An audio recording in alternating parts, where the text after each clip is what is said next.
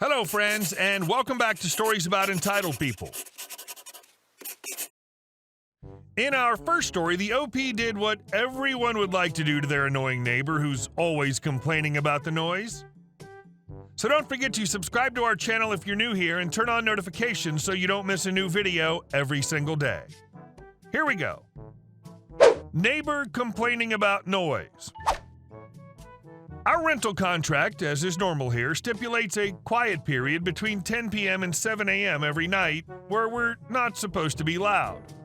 We moved in on a Saturday and we're of course unpacking on Sunday, so our new neighbor below us knocked on our door and screamed at us around midday, told us to read the part of our contract about the quiet period.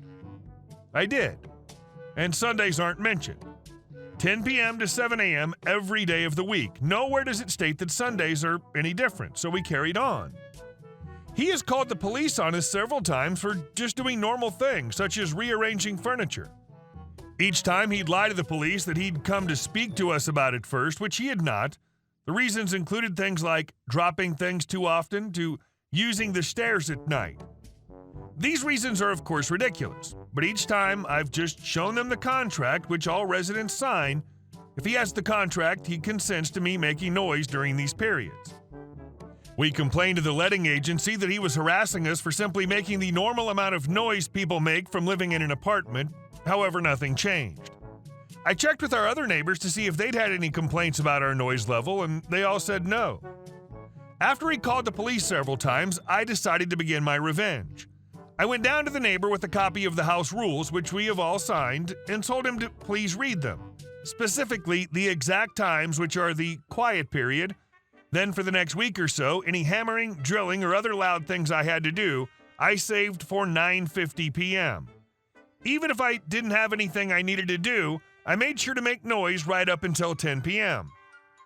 After I did this for about a week, we stopped hearing from him, and haven't had any noise complaints since, and it's been several months now. Now a couple of heavy metal fans have moved into the apartment next to him, and I couldn't be happier. Edit. To clear up confusion. The neighbor appeared to believe that the whole of Sunday was quiet time. I checked, and there is no extra provision in the house rules about Sundays. The quiet times just apply daily. I was unpacking on a Sunday, and the neighbor apparently believed this was against the house rules. It is not. The big metal fans are big fans of metal music. They are unfortunately human. I do not have animate ventilators as neighbors. And our second story. Can't stay past my clock out time? No problem. This is a story from about 6 years ago, back when I worked as a waitress. All names are fake for the purpose of privacy. I worked at a small family-owned restaurant about a 20-minute drive from my house. I lived fairly middle of nowhere, so this restaurant and two others served basically the whole county. So even during the dead time of winter, we were often busy. But we're also directly on a path from a big city to a large lake, so we're especially busy in the summer. The people that ran the restaurant were a married couple. The wife, Sandra, was generally lovely, but the husband, Marvin, had a very short temper. I think I can count the number of times he talked to me without yelling on one hand. I picked up on the job easily enough. I'm very extroverted and friendly, so a lot of the customers loved me.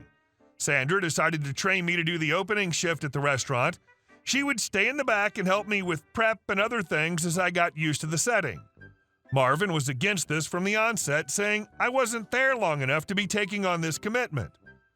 This situation took place about midway through June. After 2 weeks with Sandra helping me out, she stops coming by.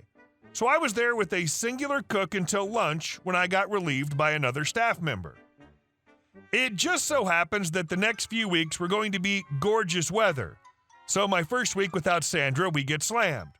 The waitress that relieves me, Bonnie, is my senior. So as Sandra and Marvin have told me, Bonnie can ask me to stay to help out, and it's like them asking me to stay. Bonnie asks me to stay and help out every day that week. Marvin sees my time clocked in and out and freaks out, saying he knew I wasn't trained enough and that I was using that excuse to get more hours, even though I was getting 25 plus every week and had a second job. I knew better than to say anything back. And then he told me I wasn't allowed to stay past my time anymore. I confirmed with him that no matter what, I shouldn't stay past my time. He yells that unless him or Sandra specifically tell me to stay, I can't stay past my time. I smile and tell him no problem. So I'm opening all of next week, and like the week before, we're slammed. It looks like there's going to be no reprieve as my time to clock out comes. I tell Bonnie I'm leaving, and like usual, she asks me to stay.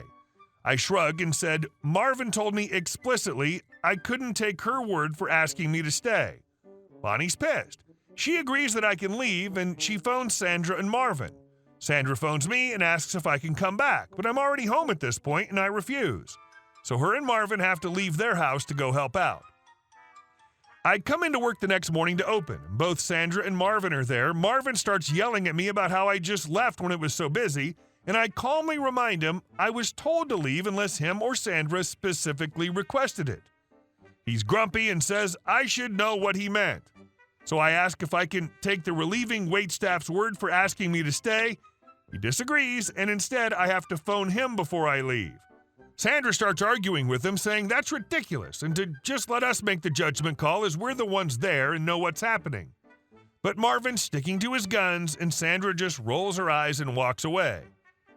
So obviously here comes Petty Revenge Part 2. I phone him at the end of every one of my shifts, even when I have to close or if it's dead. I always said I just wanted to be sure this time, since he was so upset last time. This lasts for a little over a week before he finally gives up and says, it's fine if I or another waitstaff make a judgment call to stay past the time if it's busy. Some people just don't have the temperament to be in management. And our last story. My mom turned our power off and got my husband arrested. My husband, 24, just went to school for a new career. This was expensive, but we were living paycheck to paycheck. To manage this, we moved into my mother's trailer for $200 a month. Now, my mom is eccentric. Her and my husband don't get along, and it was already a big sell for him to agree with this arrangement. To be fair, I have my issues with her as well. I had promised we'd have our own space, and he wouldn't have to worry about anything. Well, the first incident came while I was at work. I got a call from my husband saying Mom had a gas leak and that she had to have it turned off. Thing was, now she wanted our heater. Now, I get why she needed heat, but I also understand why my husband didn't want to stay in the house. For one, my mom refused to not smoke with my son in the house, 2 years old. My husband also had Asperger's, and Mom oversteps boundaries constantly, and it would have been an indefinite situation because Mom refused to call and fix her gas. It was a bad idea. So in an effort to fix the situation, I left work early with a brand new heater. Too little too late because Mom turned off our power. After giving the go-ahead to leave without a car seat, I got the call with my husband. When I tried to call my mom, it was going straight to voicemail. Then about 5 minutes later, I got a call from the police station saying my husband was detained. I let them know I was on my way with a car seat. Turns out that when I get there, they want a statement because someone told them my husband threatened my mom with a gun. Aftermath. We moved in temporarily with a friend and expedited the process of low-income housing.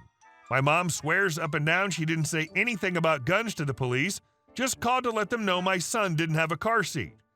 She even sent a public record showing 2 wellness checks to her property. They let my husband go, but took all of his ammo, important for his line of work, and this whole situation could have ended his career. At first, I just wanted some space for things to cool down.